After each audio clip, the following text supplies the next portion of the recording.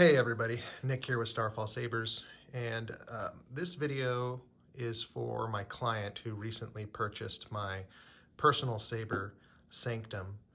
The reason I wanted to make a public video is just to show anyone who is curious about my personal build, kind of what went into it.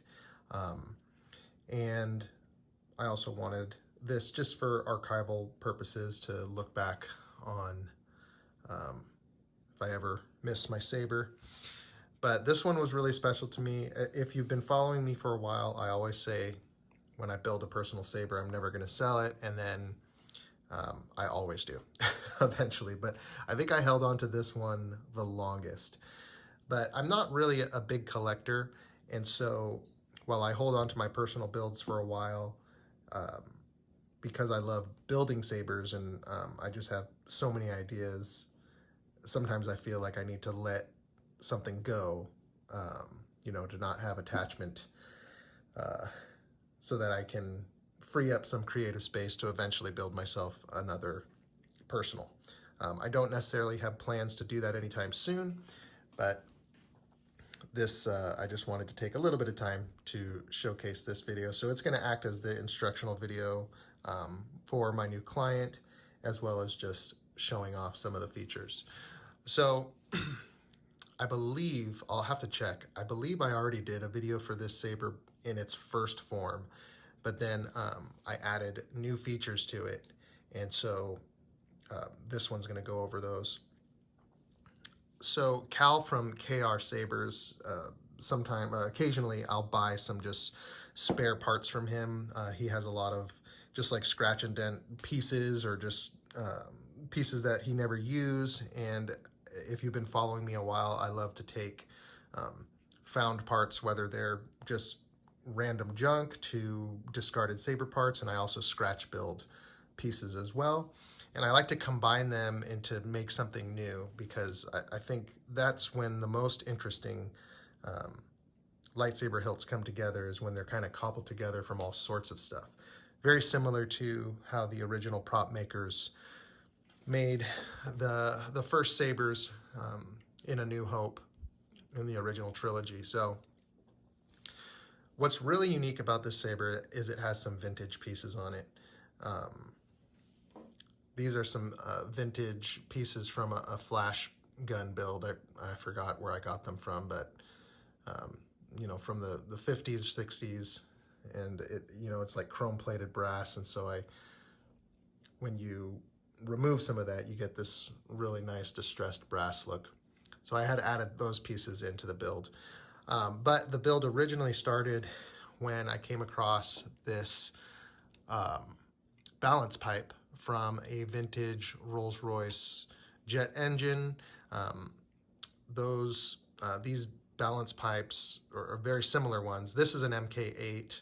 The one used in the original Obi-Wan prop was an MK9.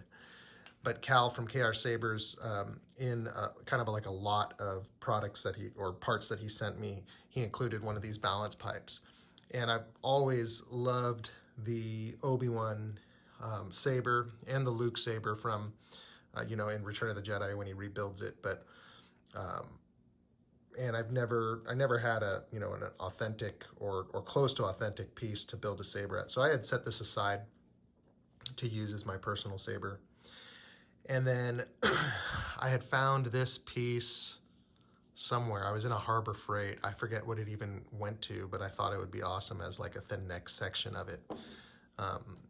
This piece and this piece were from, I think, Origin Saber had sent me some of his like N1 discarded pieces. So I incorporated that in the build. And then the rest is pretty much scratch made. And everything that I used, I heavily modified to make into this saber.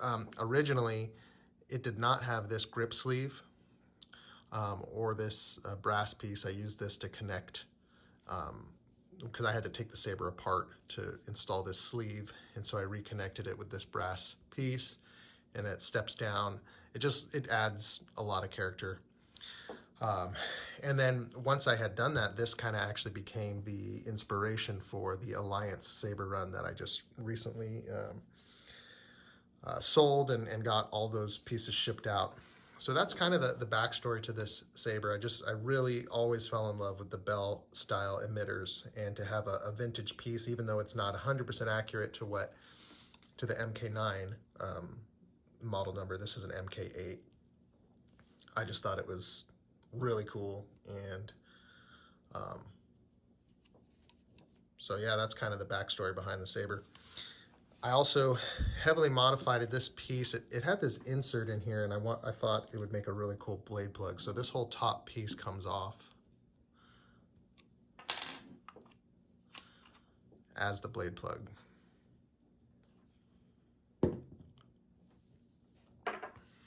And also, it's gone through a couple iterations of install. When I originally, Chris Skinner from Cast Designs did the install, it was a larger inner diameter at that time. But when I did the reworking of it, I had to go with a smaller diameter. And at the time, I was Carlos, and I was doing most of my installs because Chris was super busy. And so I had Carlos do the install on this. And so let me show you the chassis. I just wanted something really simple and functional.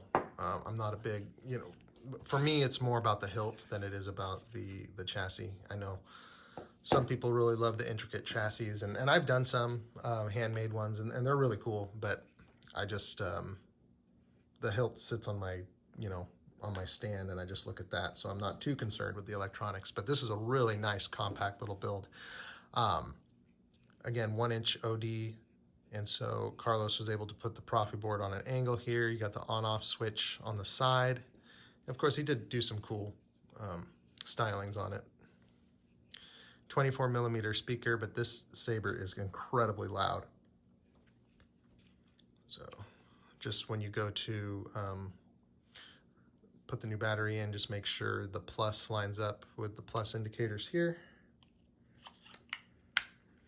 I think my client is gonna get the electronics reworked at some point. So in theory, I believe it would be possible to print some of this in metal and to have more of an intricate design, but that's above my pay grade. I don't do anything with electronics. I leave it to the pros for that. So go ahead and turn that on.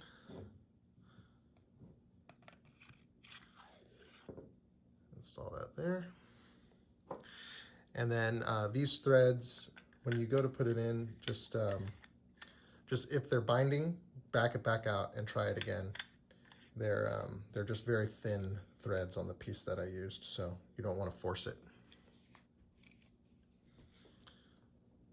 And I like my personal sabers to have dedicated colors, and so when Carlos programmed this, I just had him program a yellow blade on this one.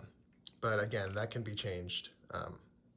The new owner, I think, has plans to have the electronics redone, like I said, so all that, it can be changed.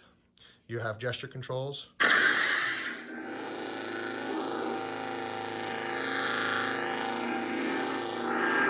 So swing on and twist off. When the saber's in standby mode here, you tap the auxiliary. Celestial. And it'll go through all the different sound fonts. Infinium. Hero's Journey.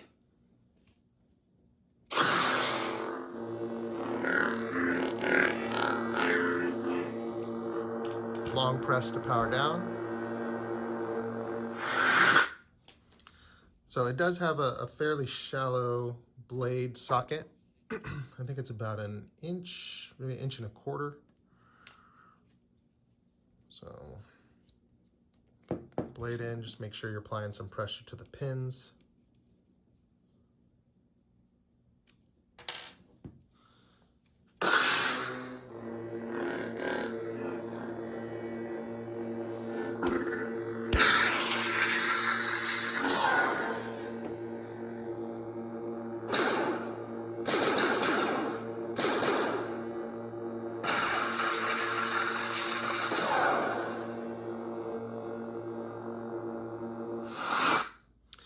This also has battle mode, so when, and I explained this to the client, it's something that I had Carlos put on my personal, but not everyone, it's not really for everyone necessarily, but again, the electronics are going to be reprogrammed at some point.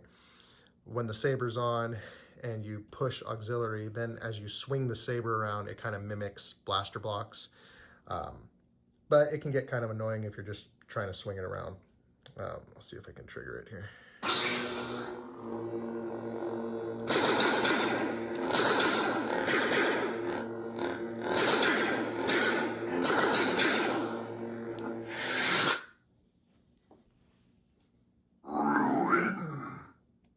Reckon.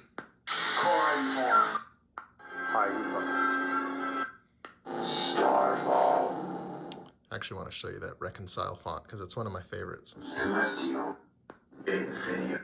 Heroes. Reconcile.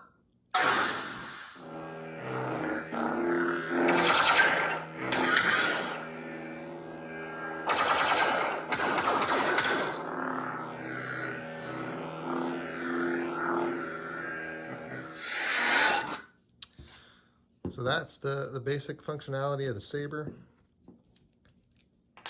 Again, a truly cool one-of-one unique piece.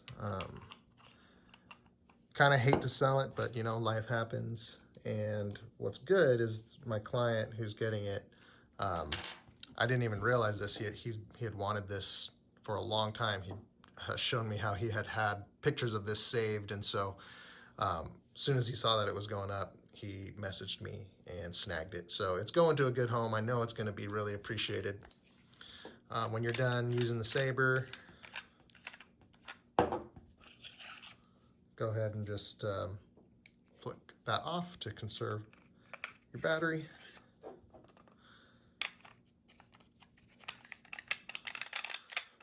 And so, yeah, that's it. This is my